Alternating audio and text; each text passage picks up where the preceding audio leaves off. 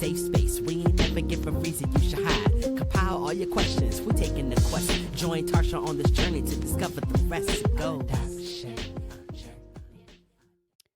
Welcome to the Adoption Journey podcast. I am your host, Tarsha Smith, and welcome back to another week with another amazing story. Before I forget, please don't forget to go over to Patreon and check us out over there. You'll get all things Tarsha, the extreme hip hop, plant-based, and some goodies with the podcast. So don't forget to check me out on Patreon. Today in the building, we have Monica Hall. She is a fellow adoptee and a birth mom. Hey, Monica. Hello. Thanks for having me. You're welcome. Thank you so much for coming on the show. I can't wait to hear your story. So I'm going to dive right in. I have two favorite first questions now. Number one, the first question is, are you a transracial adoptee or same race adoptee? You know, that's a really good question. And it's something that I've been tackling on my own here. So I don't know how to answer that, but I'll tell you why. So okay. I was adopted out of Canada. Many years later, when I found my birth family, my granny told me that I had a full head of dark hair, but I presented as white because it was all fallen out by the time I was adopted. So this was part of the 60s scoop in Canada, where they would take Indigenous babies out of Indigenous homes and place them in white families, which was my case. I just turned out looking white, like my birth mother.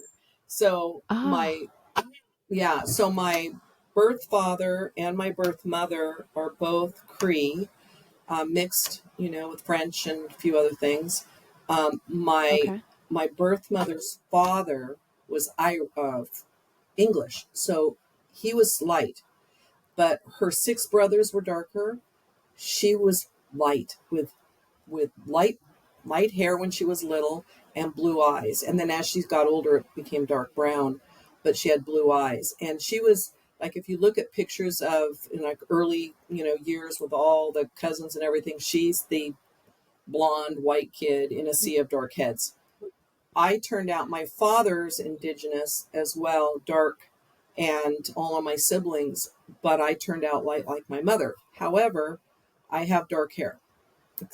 So I want to pull you back just a moment, just for the family. So what is that? Can you explain, because I know what it is, but most people might not know what it is, when you said the scoop era. Can you explain what that is? So in the U.S., they called it the 60s scoop, where they would just scoop all these babies out of homes and put them in adoption, from birth mothers. In Canada, it was different. In Canada, it was specifically, it was for, adoption was for profit, whatever, but it was out of Indigenous homes. So there's a lot of people right now trying to get their identity back, their status back, because they lost their Indigenous status. They lost everything. And so It's a big deal in Canada. We don't hear about it in the United States so much. I'm Métis, and nobody really understands. Well, some people do in the United States what Métis is, but it's a French word for half-breed. So the Métis ended up being no men. They weren't white, they weren't Indigenous, they were dark, but they were the lowest social level. And many of them were put in residential homes. We lost our, I didn't know when I met my birth father years later that he could speak Cree. Like, he was so ashamed. When he got off the plane to meet me, he was, hunched over and, apologizing for his color. And so I don't know what I would call myself. I don't feel like and that's an internal struggle I'm having. I'm Indigenous. I feel Indigenous in every part of my body, but I don't look it, and I never suffered prejudice like my family. So I just never did. I look white, I didn't. White privilege here. I didn't have any of that they did, and my sister and my dad and all the stuff I've heard and witnessed, I didn't experience. So it's confusing. I don't know if that's not really transracial because I look white, but my DNA definitely shows. Yeah, I think it would be based on what your DNA is, and so we're gonna say yes, transracial. And how old were you when you found out that you were adopted? Told, as a bedtime story. So I've always Okay, so known. you've always known. I Okay, was, so that was other mother loved me so much. Your other mother loved you so much that she wanted you to have a mommy and a daddy. She was huh. selfless. Okay, Oh, okay. How did that make you feel growing up, hearing this all the time? Is that something that it's weird. I thought it was kind of cool. My brother and I were both adopted. He's very, very white. We're not okay. related. He's French. Um, and I've got some French too. I'm mostly Indigenous, but he, we would joke around with our friends like we're adopted, and they're like, "Well, we wish we were," and that. So it was kind of a parlor trick, you know. And I didn't, but I did start feeling. In second grade is when there was an issue where I knew I was different, and I always knew I was different. How I so? don't think I really thought about my birth mother a lot. I knew that I had other parents out there somewhere, which is a weird feeling. But when I think it was second grade, they must have had Mhm. a census. It was some paper that we had to fill in with a number two pencil back in the olden days. This was Mhm. olden days, and We had to bubble in the circle. yeah, that, and and it was like super important, and we'd never taken a test like that, and I wanted to get it right. And this is when I still cared, what people thought of me, and well, I still do, but really, when I was little, was trying Mhm. to please people, and the, the questions did not apply to me. There was not a question that applied to me, like, are you living with your real parents kind of questions. That's just how I heard it in my head. There wasn't, they were my real parents, but they were not Right. my real parents, but they were my real Uh-huh. parents. And I couldn't answer it. I didn't understand. I went home and told my mom, and my dad came home and she told him, and he got really upset, probably because of the privacy issues and probably because I was confused. Maybe not. I don't know. But I took it in second grade as the error of my being. There was something wrong with me. I wasn't like the other kids. I caused problems for my family. My dad marched into school the next day and made a huge ruckus. And that was when I started just tanking. I think my grades went down. I had I was Oh doing my really gosh, and you're well only in the reading. second grade. And even prior to that, I had trouble. Like, I remember in first grade, um, when we started learning to write our numbers, I had trouble transitioning from like 19 to 20 or 10 to 11. And I remember my dad would just get frustrated with me. And in kindergarten, they'd had my IQ tested because they thought I was bright. And I guess it showed that I was bright. But my frontal lobe would shut down when I got afraid that I wasn't going to be able to get it, or I was going to be disappointing them. And Mhm. it would just shut down. Like, I could still feel it shut down like if I have to do math, which is horrifying. I hate math. But yeah, so I had, and then my mom, she got frustrated with me. She didn't have any patience, and I felt stupid. I felt stupid. I had a really low Hmm. self-esteem through elementary school and on on So forward.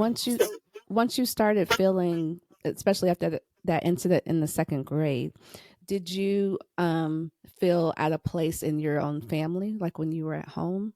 I always felt like an alien, pretty much. Hmm. I wasn't like my parents, and I don't know that I cared to be. Um, Okay. I called my father daddy back then, and I think I was more like him, probably a little narcissist. My dad was in sales.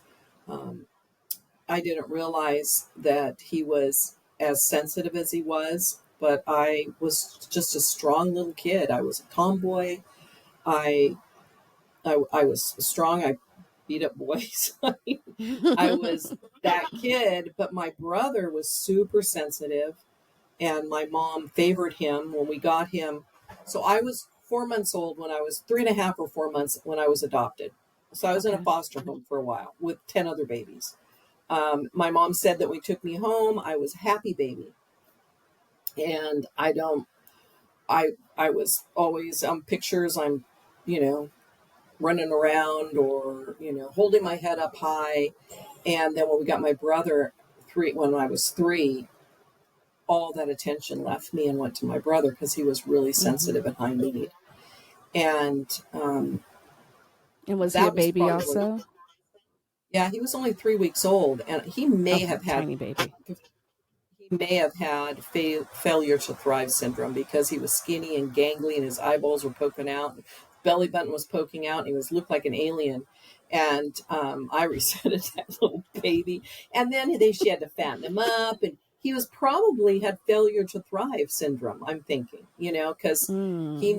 needed more attention, and my mom didn't think I needed it, so I felt abandoned, really. And then it never ended. You know, my And then, mom favored my brother all the way until she died at 94. He lived with her. He never moved out. And um, I escaped that family at 21. I got the hell out of there. okay, I'm sorry. You said he never moved out? Nope, he Huh. never really launched. He never got a job. He didn't know how to go to DMV on his own or pay a bill or anything, nothing. And, you know, when my father died, when I was 19, he was about 16. My mom made him her husband, and it was just super dysfunctional. Mm. And then you know, he was super sensitive, and she was an artist and sensitive, and they was perfect match made in heaven. It's gonna be sensitive together. So I'm not sensitive, okay? So, I mean, my I'm heart picking goes up out on to. that. I'm picking I up on mean, that. I mean, I am so grateful I'm not. I Yeah. mean, I think God made me this way, or whatever it was made me this way, because I could survive the trauma and the tragedy that I've had to go through in these years. These It was horrific things that happened, and I'd have probably offed myself, you know, years ago if I was sensitive, and I just push it down. Let's move on. Let's go. Let's push it down. And you know, Okay, I so finished my we memoir. That was rough. we got to get there. You got to slow walk me. Okay, so we're going through school. You're feeling like an alien, and in the back of your mind, like you said, like especially for those of us that grew up knowing that we were adopted, we always know there's somebody out there, there's family out there, there's parents out there. Like we know that. At what point do you decide I'm going to go look for these people? What triggers this decision? When I got pregnant. Huh. Okay. That I makes mean, I think sense. that's when I really, really. I always wondered about my mom, my birth Hmm. mom. I don't think I thought much about my birth father. Let I me ask you a wondered. quick question. How much information did you have about them? Did you know anything? I did not know. I knew nothing until I was 15. I knew nothing. I just assumed my parents didn't know anything because they never said anything about them. So I just assumed there was no information um, until I was And what 15. changed at 15? I got pregnant. Oh, at 15. Oh, all Yeah. right. And there it is. And there it is. Okay. Yeah. Yeah. So, Okay. you know, you've got it. And and we're Catholic, super strict Oh, Catholic, and you give your baby away if you're yeah. Catholic. Right. Yeah. So, So tell me about that. 15, Catholic family, so let me just pregnant. back up a little bit. Back up. Yeah. I'll back up a little bit. So, um, I painted a picture of my family. My father was abusive, verbally abusive to my brother. Mm, He put him down every second. He was horribly jealous of him. I didn't realize he was jealous type, but he favored me. Years later, my mom said, "I said, why didn't you rescue your little brother out of that orphanage?" And she said, "Because Daddy was jealous. He was jealous of my mother. He was jealous of my brother. He was jealous of Tim. He was jealous of everyone I loved except you. And, I knew that there was something weird about my dad. I always felt creepy around him. And like I said, I repressed a lot. And so there was some incidences that happened. One was when I was 11. Another was when I was 13 and then 14, all with my father. And there was no physical sexual abuse, but one was, the first one was, told me some horrible things when I was 11. I went out to lunch with him, and I thought, I didn't understand for years why he would say such a thing to me. And then at 13, he raged at me in a car ride when he thought I was going to be making out with boys and things. And it was, that was probably the breaking point of Monica. Like, it was the most traumatic thing. And I've been through a lot of trauma that I went through. And that's what changed the trajectory of everything. Because if you remember, I didn't do well in school. I didn't fit in with the cool kids, the latchkey kids. My mom was super overprotective. I couldn't go anywhere. And then when that raging happened with my dad, there was something that clicked in me. And I guess my survival strategy was, well, I can't be good in school. I can't hang out with the cool kids. I'm just going to be really bad. And so that was, I just became the worst juvenile delinquent I could be. You just went and did anything and everything that you were big and bad enough to do. Yeah. Like beating people up. I was a bully. I broke into houses. I did all the drugs of the 70s. I rode in stolen cars. I vandalized. God, I did just a lot. In fact, on Facebook, I posted maybe a picture or something of my book. And a lot of people that follow me, because I grew up in Anchorage, Alaska, I don't know them. Some of them I know from school. And one said, does it entail beatings and bullying? And I'm like, I bet I beat that girl up, and I don't even know who she is. Yeah.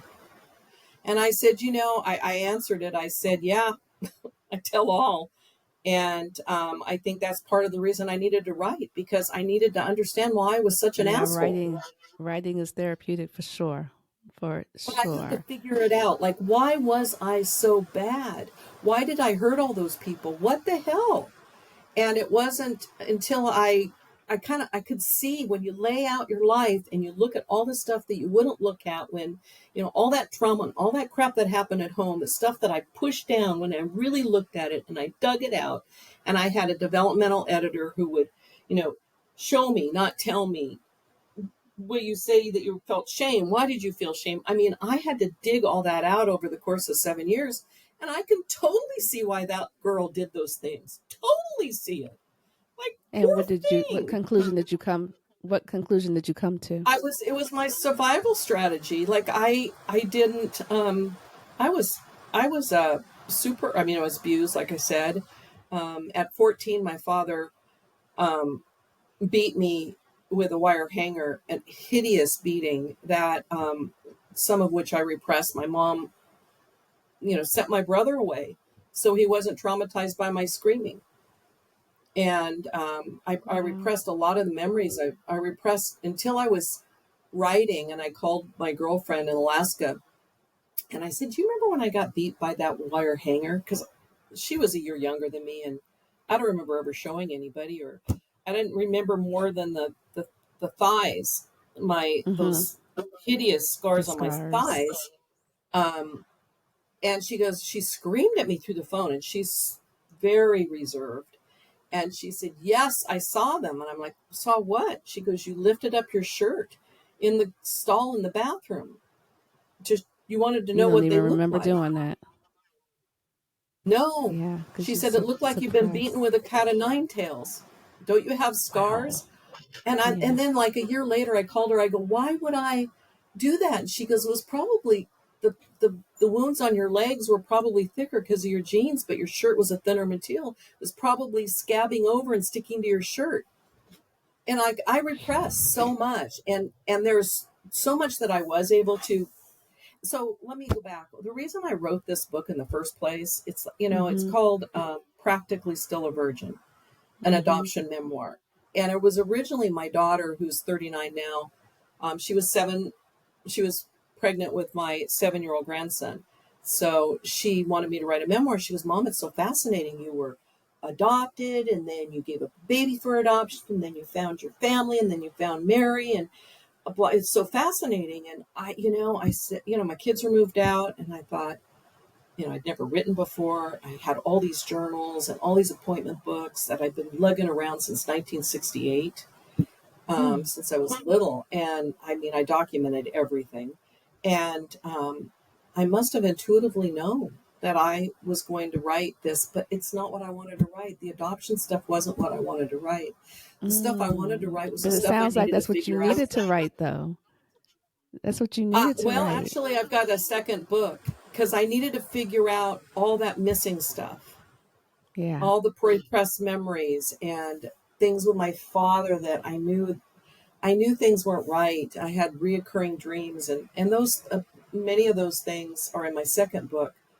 This book is a narrative. It's like reading a novel, and I have it out right now. By the time this airs, it'll be out. You'll be able to buy it. But I sent it out, art copies, advanced copies to people, and people are just texting me and calling me. I'm like, oh my god, I can't put it down, and Yeah, I'm excited to read it. And oh my God. This is somebody that did horrible in school. She wrote a freaking book that people like that. I can't believe, Yeah. So I'm gonna back you up a little bit. I want to know if you could get into when you I'm losing my train of thought. You became curious at 15 when you got pregnant about your birth family. What did that look like for you going to find them, and how did your adoptive family respond to you well, taking this journey? I have to back up. So, All right. suffice it to say, we were super religious. There was this virgin mentality in my family. I snuck out my bedroom window and I got raped as a virgin at 15. So Okay. when I became pregnant, it was lock you in the house. You don't go to school when you're pregnant. You give your baby away. We take you to the nun, and she'll find baby. She's your counselor, and then she'll find family for you. And so during that time that I was isolated, and I grew up in Anchorage, Alaska during the oil boom years, and like wintertime is dark. It's the shortest day is 5 hours, so it's dark. People hunker down. Nobody came to visit me. I was so depressed and lonely. And of course, my mom had gotten me a journal to write in. And I started thinking about my mom, my birth mom. Like, how did she do this? Like, what did she look like? I know I must look like her. Is my baby going to look like me? How did she do this? Because I was told that she was selfless and I had such low self-worth, I didn't feel worthy. How could I be selfish when she wasn't? And it wasn't like I had a choice about relinquishing. So my mother, Right. I was at a pregnant girls school, and I went a couple days a week, and the state adoption agency came and spoke to us. And afterwards I went up to her and I said, I'm adopted. I don't know anything. I don't think my parents know anything about my family. Went home and told my mom, and she started crying. And she said, actually, there's some papers in the safety deposit box with your real name on it. And oh my gosh, I tried to look calm. I tried not to jump up and down and scream and yell and, oh my God, because I wondered about my mother, So she brought those home, and I had non-identifying information. So I knew that my mother was Irish. Of course, the Indigenous was removed. My father was French, Indigenous removed. She had 6 brothers and no sisters. She had auburn hair and blue eyes. She liked to sew, make her own clothes. She was Catholic.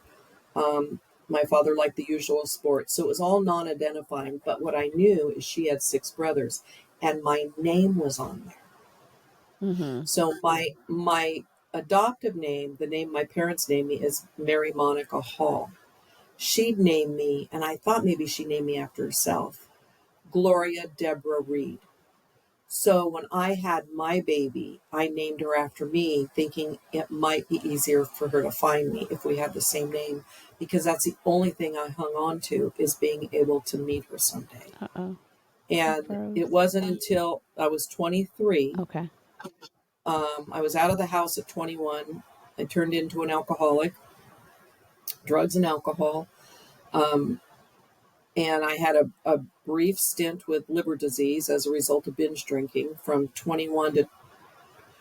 19 to 21. And I ended up turning yellow and got really sick. So I stopped for a couple of years, picked it up back up after I found my family. And at 23, I searched through Adoptee Liberty Movement Association. And that was all there was back then. This was 1980. Right. So there was no, obviously, internet. It was all writing letters. I want to point out that not only were you a product of the baby scoop era, but then you got pregnant and also your daughter became a product of the baby scoop era as well. Wow. Wow. Wow, wow. So I did the search, and it took me 3 months. And I'm tenacious. When I sink my teeth into something, and I wrote letters, and I finally got a hold of my uncle in Edmonton, which is where I was born. I didn't know the hospital. I just had my name. And I talked to him for the first time. And I knew I was talking to my uncle, and he told me my mom died. So I never got to meet her. And, did you get to see pictures of her? Yeah. I mean, I did the only way that I could get to know my mom was through stories. And I eventually went to Canada and met my family, and she died at 30. So she was very young. I was only 7. And I believe I understand why she relinquished me. And, it's like trying to figure all that out. But it's so interesting. I never resented my birth mother. I never had anger at her. I just get that. I get none. that. That's my story. Yeah, I was never angry either. Yeah, I get that. And I can't explain it either, but I was never angry. For what? Yeah. I don't know. I always thought, maybe it's interesting you say that, because I always thought maybe it was because I relinquished, and I knew how much I love my baby. I don't know. Everybody's so different. For me, I always took it as I had a great life. As I've said on this podcast many times, I was living my best life. So what am I mad about? What am I angry about? I just wasn't mad. Still not mad, because at this point I found both sides and still not angry. For what? But I know everybody's different, and everybody's story is different. I don't know. This is for my family, like my adoptive family, who I still love. My mom's deceased. She died 4 years ago. My brother's now living with me. And he's got his act together. He's working. He figured out how to do all the grown-up stuff on his own, because I ain't going to help him, but he couldn't stay in that house. It was, and he was a meth addict for 15 years, and he got clean 2 years before she died. So I never thought in a million years I would live with my brother. It was my worst nightmare. And it's basically been the best thing, It's turned out to be so good. I mean, he went to the store just now and got me printer ink for my printer. I mean, okay, listen, we'll take it. We will take it. It's you never know. You never know how things are going to turn out. You sure can't don't write your history. You just kind of got to write it out. You just got to write it out. So, okay, so you found your birth family. You learn about your mother, and do you find your paternal side as well? Absolutely. So I talked to my uncle, my mom's brother, and I asked him who my father was, and told him what it said on the paper, said he worked for the railroad and that he was French, and he insisted that was not my father. I had told him what I looked like, and he said, he can't be your father. He's black. He's black. I mean, he's black. And I'm like, what do you mean? And that's what Wow. they called Indigenous people that were dark.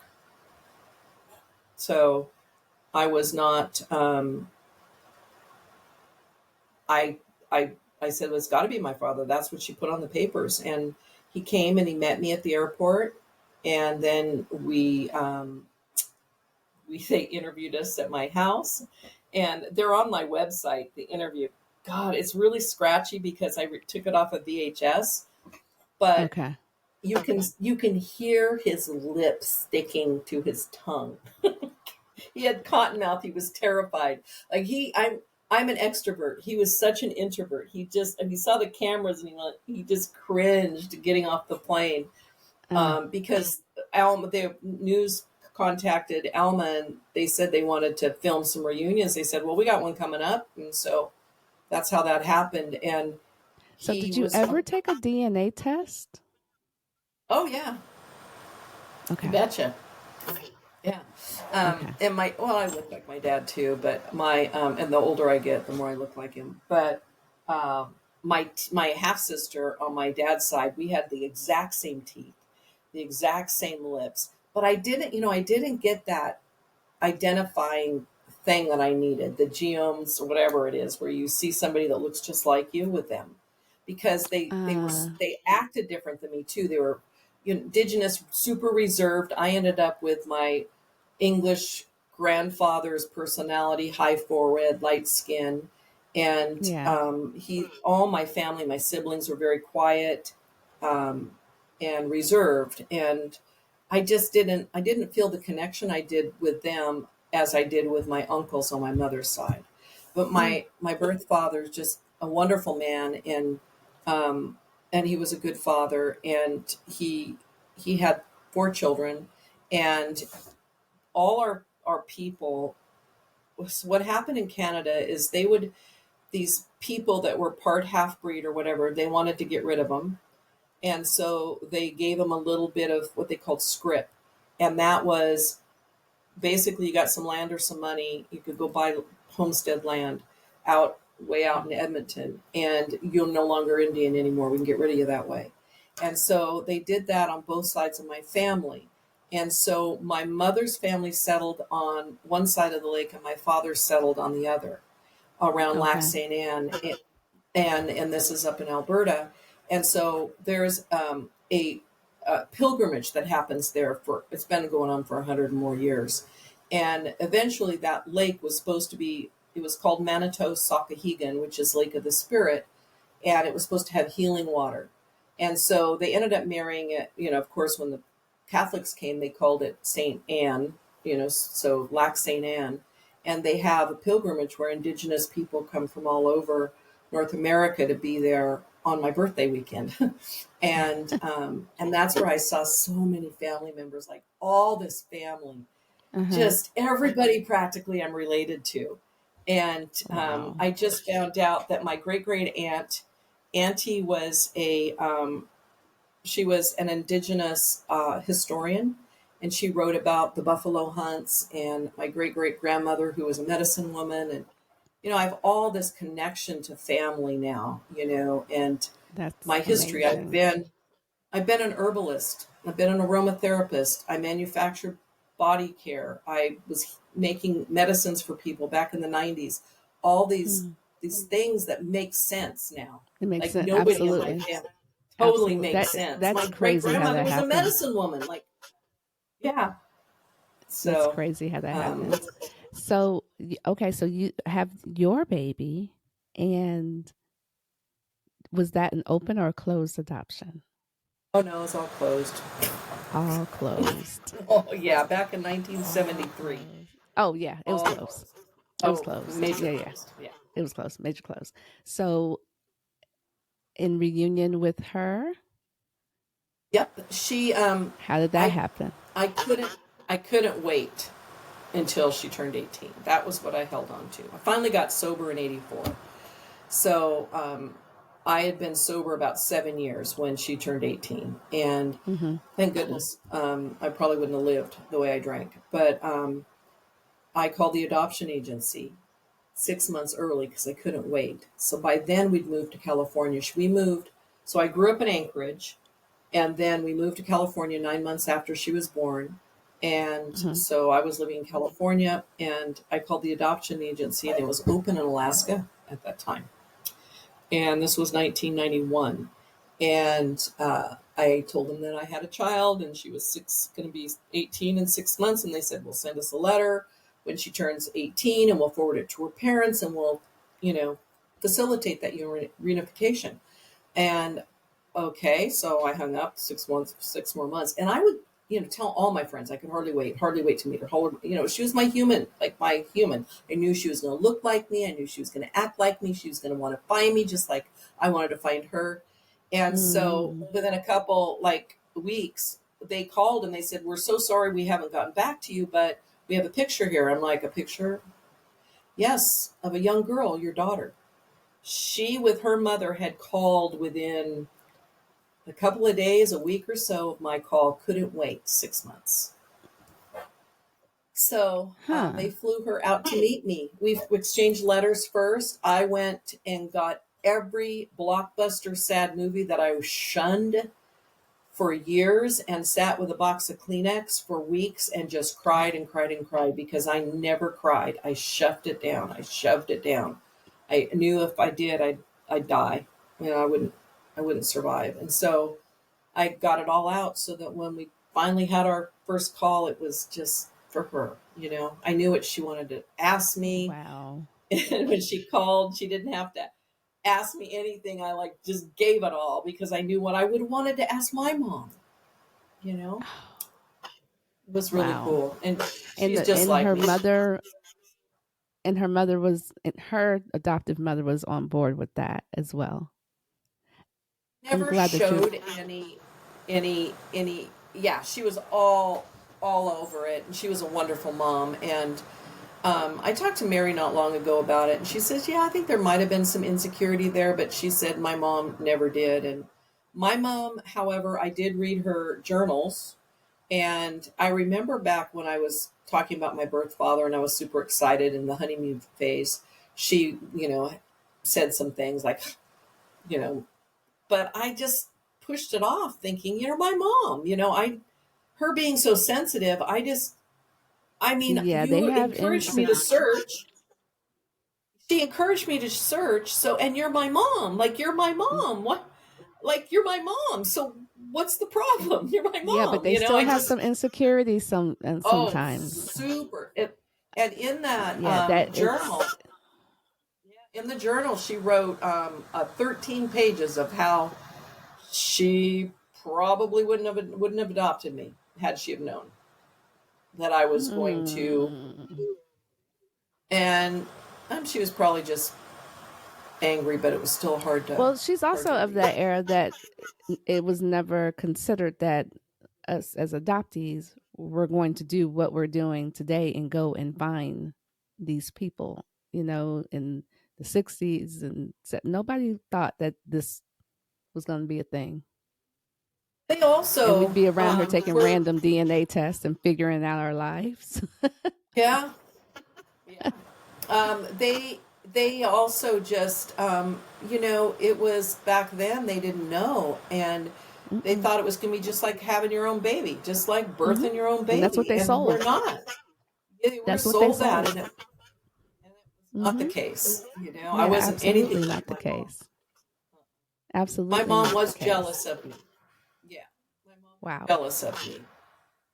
So you had a good relationship. I couldn't see it until a couple of years ago, until she died. I just couldn't. I knew that she didn't treat me like my brother, and there was a number of instances of she didn't come to my daughter's wedding. She just wasn't really in my kid's life, and I just always made excuses for her. That's my friend in Alaska said, "Monica, you always make excuses for your mom." It's because she was my mom. That was your mom. It's like a kid that's adopted. There's got to, even though I may not have bonded with her, she was my mom. It's a really weird dynamic. As you know, you're an adoptee, and I, even though now I can see my mom's culpability in the things that happened to me, the traumas that I had. There were 11 of them. before the age of 16. It's the difference between looking at your mom as your mom and looking at your mom as a human being. It's different. Yeah. As crazy as that sounds, it's different. It's different. So it sounds like you have a really good relationship with your daughter. Um, I do. She and I are so much alike. They flew her out. We've been back and forth a number of times. It's not without complexities, though. Okay. That's My fair. daughter the daughter I got to keep, who's 39 now, and the daughter that I relinquished is 50. The daughter Mhm. I got to keep, they fight like sisters, and I think there's some sibling rivalry. Mhm. Anyway, you know what I mean. With Yeah, my sibling oldest daughter, rivalry. because I didn't keep her. I kept the other Mm. one, and But she knows the but story and why you didn't keep her, oh right? yeah, I Yeah. wrote the damn book for her. Yes, she's Yeah. read my she's read my journals. We are very transparent. She and I are very That's much alike. amazing. She's also recovered alcoholic, and so is my other daughter. So genetics so strong. My Genetics grandfather, strong. yeah, my English grandfather was a drunk. So, Wow. but we all got sober. So that's huge. And I was an example of to them for that. So I want to it'll be, commend you for being so open as the birth mom, because sometimes I know this is my story, my birth mom, not open at all. The what I know I've had to figure out on my own through DNA tests, through stories from others. Um, she is either doesn't remember or just it's just a hard place for her, but the outcome is the same. I don't. There's not a lot of. I can't get a lot out of her.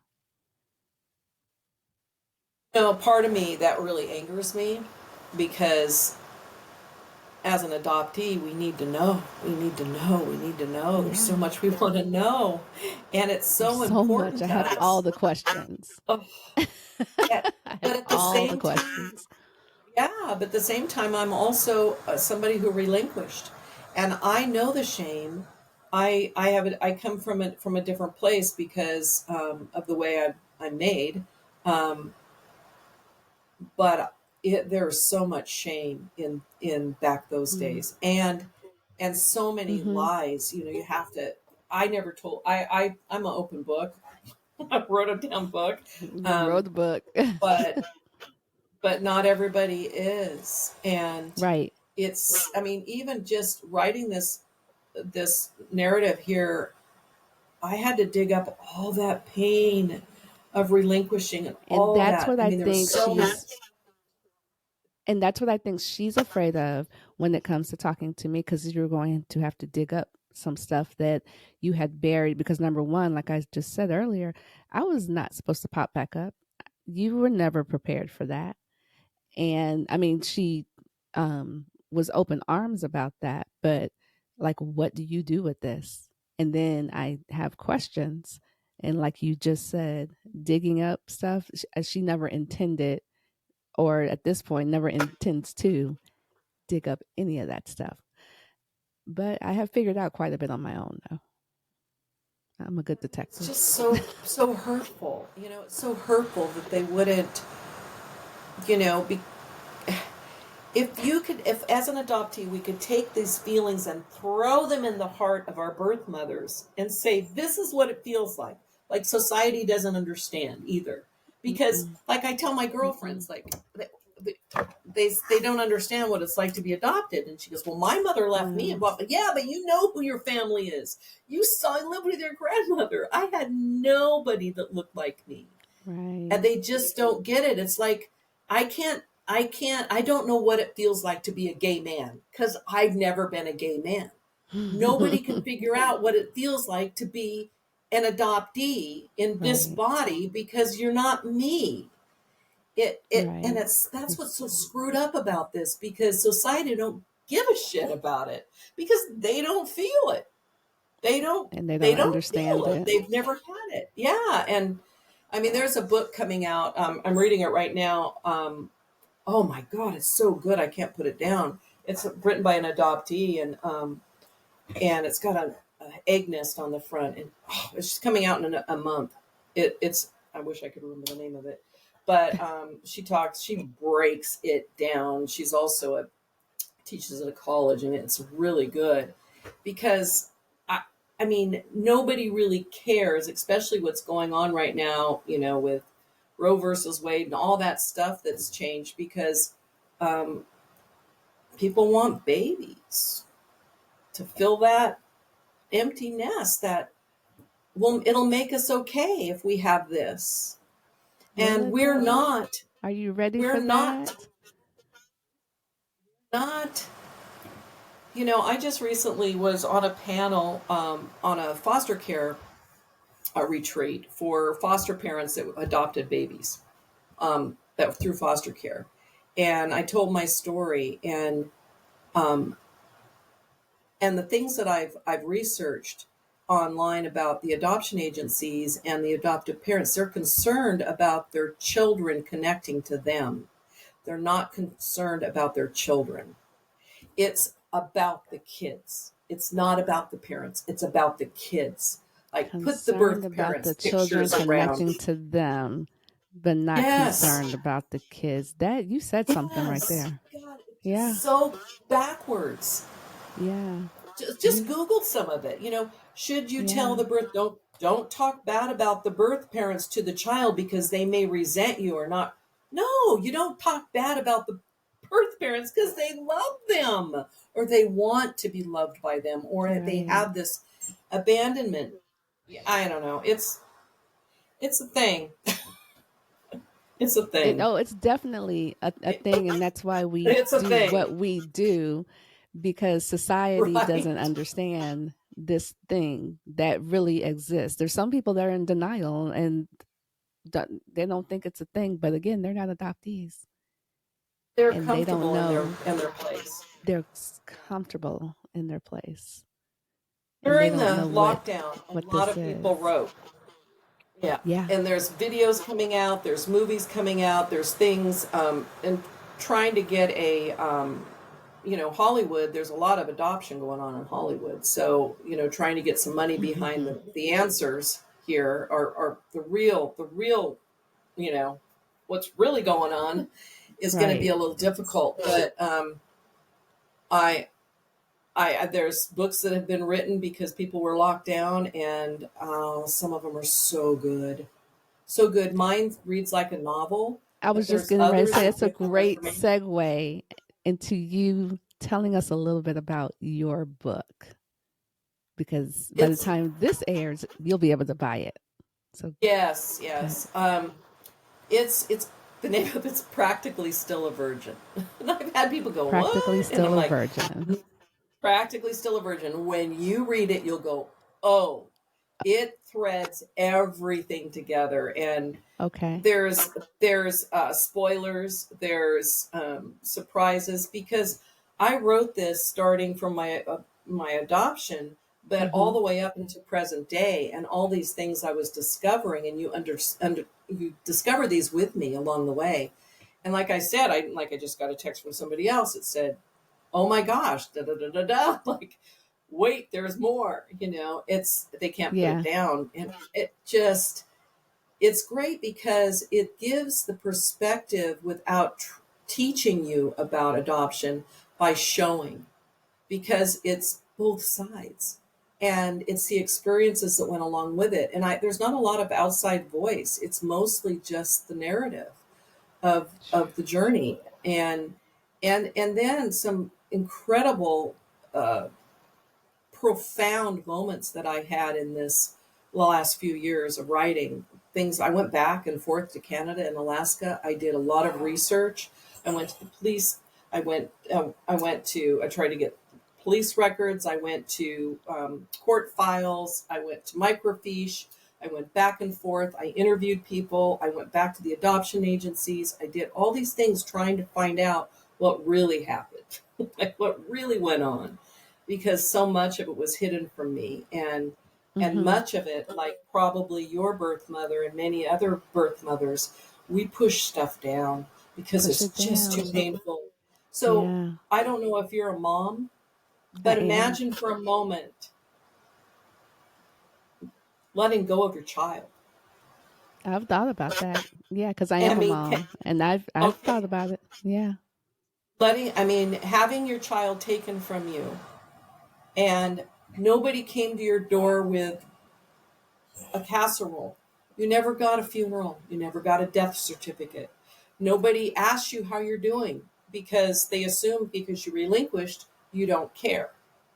And it's shameful. Nobody wants to talk about it. It's Mm-hmm. you did the right thing, You did the and right thing, and it, come back when it's you actually get pregnant for real with and your you're husband, and actually you're worthy of do it being a the mother. right You're way. worthy. Yeah, come Yeah. back then. So Yeah. yeah, there's so much shame, and then not just that, it's disenfranchised grief. Mm. It's grief that you can't talk about, that people don't talk about. Like divorce can be disenfranchised grief. Mm-hmm. You got so and so got divorced, but you don't know the grieving process that went behind that and the shame of certain things that happened. And this was disenfranchised grief that you could never really show it. And it was sort of like, I think I said in my book, it was sort of like, POWs or guys that came back from battle. Yeah, I lost a lot of friends over there. They don't talk Yeah. about it. Yeah, I lost a lot of No. friends over there. And we, Yeah. birth mothers, yeah, I had a girl. That's And about that's it. it. Yeah. That's And a I great had a girlfriend comparison. yeah, a girlfriend that relinquished. She was 17, and I knew she relinquished. We never talked about it. You just don't talk about it. You just don't. There's things you can't go, places you can't go.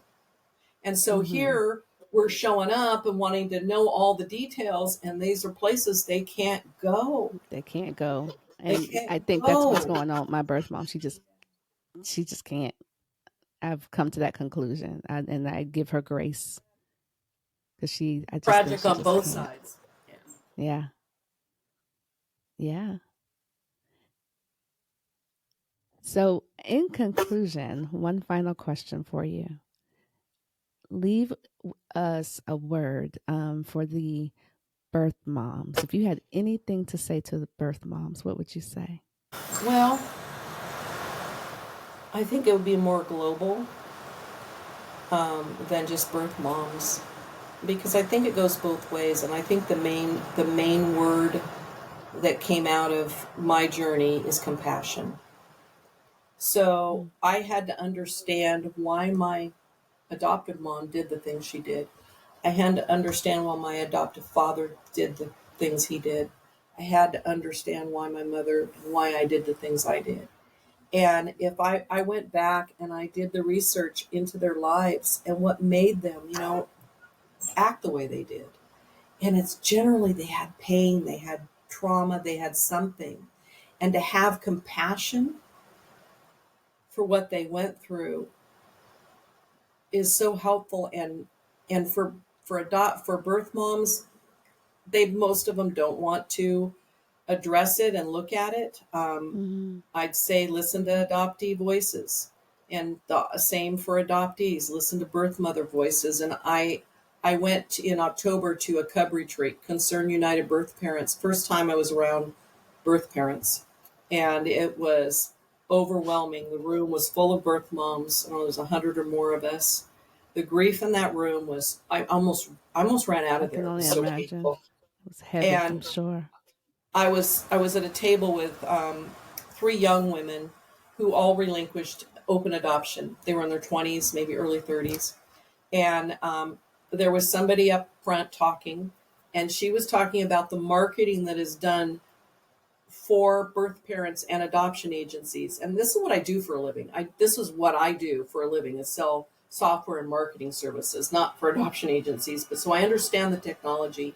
And what they will do is, because our phones, we have apps and they can track where we're going, so they can give us the ads we want or whatever. These women that are pregnant go into Planned Parenthood to look at their choices, and then Mm-hmm. they're retargeted. Come, we have counseling. We'll help you. You have support. These are all done by adoption agencies. And these girls at this table were just sobbing because one was in nursing school in New York. She was in her 20s, early 20s when she got pregnant, was told that she could have an open adoption. She could still see her baby. Her daughter's 5 and it is slammed shut. She's now a nurse. She's employed. Another woman, similar circumstances, because it's up to the adoptive parents what they do. Right. And anyway, I settled down and I connected with a lot of birth moms, and there's a lot of voices out there. And for adoptees to try to understand is to listen to the birth moms' voices. There's videos coming out. There's podcasts. I was on a couple of them, and I think that's the biggest takeaway for healing, is to try to have some compassion by looking at the other side and to see what maybe they went through, what made them do the things they do. And I normally don't do this, but I want to ask a question because of how you worded that. When you say compassion for what they went through, are you meaning adoptees from birth parents or or are you meaning both ways? Always. If the conversation comes up. Gotcha. Always. Okay, I just want to clarify that. Okay. Because hurt people hurt people. Mm-hmm. And, like if I go back, I was extremely traumatized by my adoptive family. And I went back and I looked at why and what their lives were like and understood more why those things happened to me. And I was able to have some compassion. And it's a little different than forgiveness. They're two different things. And then my birth mother, I never, like I said with you, I didn't ever have, I just put her on a pedestal. Like, especially since she's dead. Like I could, she could be the most wonderful, virtuous person in the world now, right? Right. And I needed that. And the same with my birth father. He never came to see me at the hospital when he was called when I was born, and never got the right answers about that, and I never will. It's all complex, but the bottom line is there's so many tools for healing today. And if we want to, we can. I mean, I don't know that we'll ever heal. And I don't know that we're ever supposed to heal at all. I think that's why we're here. That's a word right there. If you want to, the resources are there. They to assist are. you. That's a word right there. Sometimes people don't. Some people thrive in the hurt, and it's a vicious cycle that happens. Yeah. The more you're surrounded by others with the same, the same narratives, you just keep the cycle going. Cycle, for sure. Yeah. And I want to say everybody has a destiny. And maybe that's their destiny. Who am I to judge? Oh, that part, definitely. Who am I to judge? That's for sure. That's for sure. I totally agree with you there. I want to thank you so much for coming on the show and sharing your story and talking about your book. You all make sure you go and get the book. I will drop the link in the description. Click on the link, go get the book. Will you have your book on Audible? Yeah. Oh gosh, you guys. I'm going to go record it. I'm an Audible girl, so I'm going to need the Audible. Yeah. But you won't get the discussion questions in the back or the sneak peek to the second book if you get the Audible. Because the second book, holy crap, the stuff that I couldn't put in this one, I mean, but I'm going to go record it or start recording on Friday. We'll see how it goes. It's going to go amazing. I'm sending blessings your way. It's going to go amazing. Thank you so much for coming on. I appreciate you, and I can't wait to listen to the book. Yes, I get you. And on that note, bye, family. Hang on, Monica. Journey on. You need a pie with the good? Oh yeah, what's the one?